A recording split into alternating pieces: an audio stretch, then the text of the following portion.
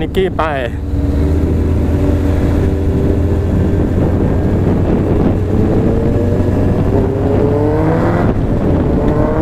โอ้โหสัตว์ทอมลั่นแสบดากมากนิก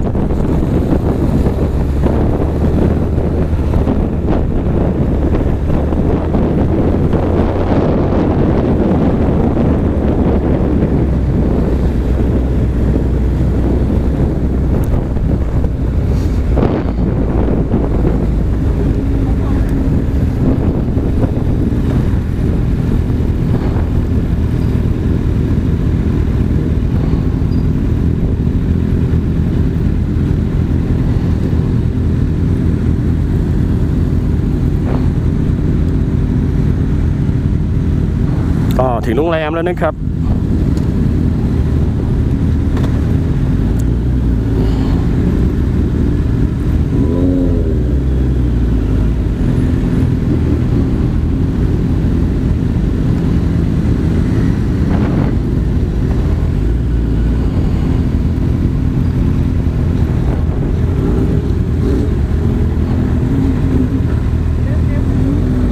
ขึ้นบนเลยครับอ๋อตรงไปนี่ครับ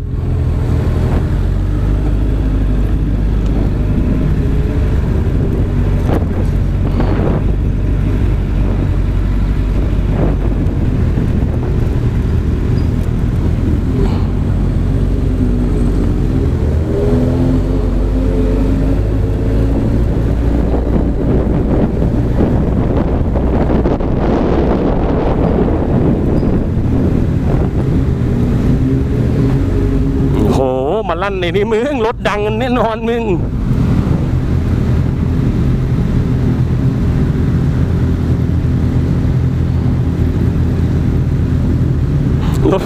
รถคันไหนมีสัญญาณกระเทโมยมึงแสบบอกเลย ดอกนี้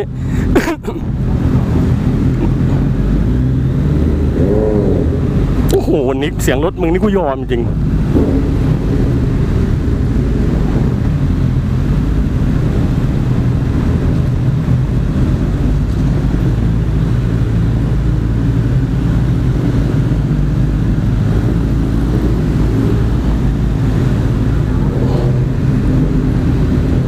ใส่นี่เลยเหรอ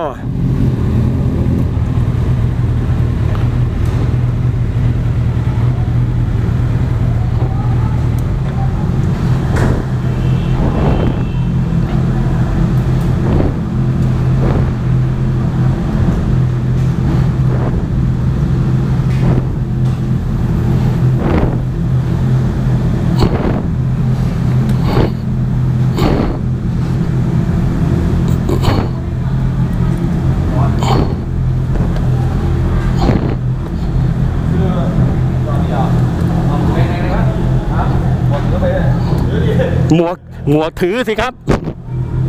แอบเลยโฟนแล้วเนี่ยแอบแล้วพร้อม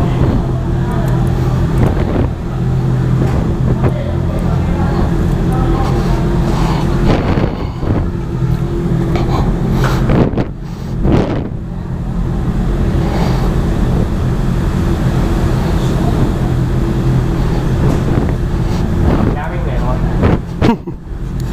จริงเลย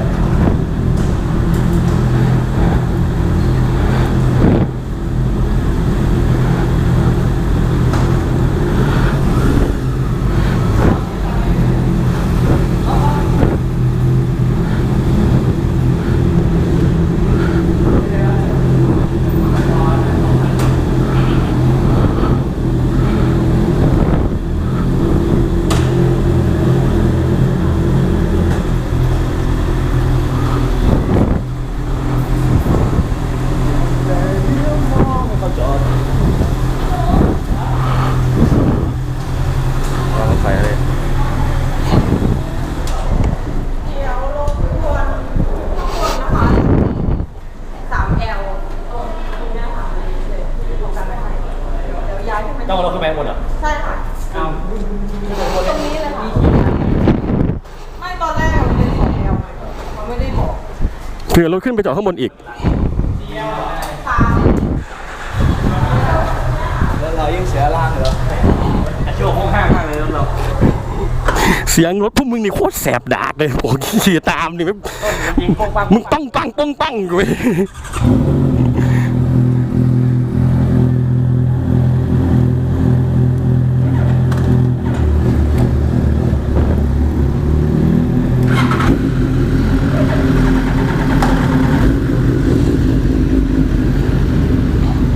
นี่ครับข้อเสียของฮายานะถ้าเครื่องร้อนพัดลมทำงานแล้วเนี่ยมันจะสตาร์ทยากขนาดผมใช้แบตยูซ่าอย่างดีนะ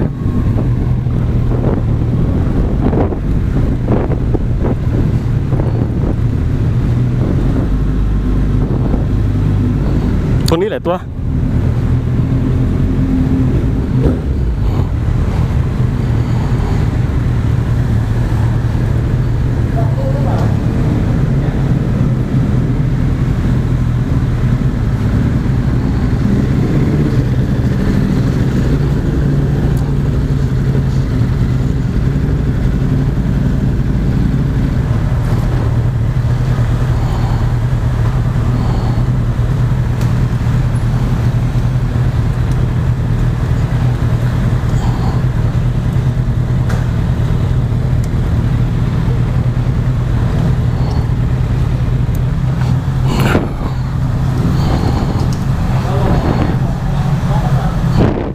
ก็เดี๋ยวก็ปิดคลิปก่อนนะครับก็กำลังหาที่จอดรถกันอยู่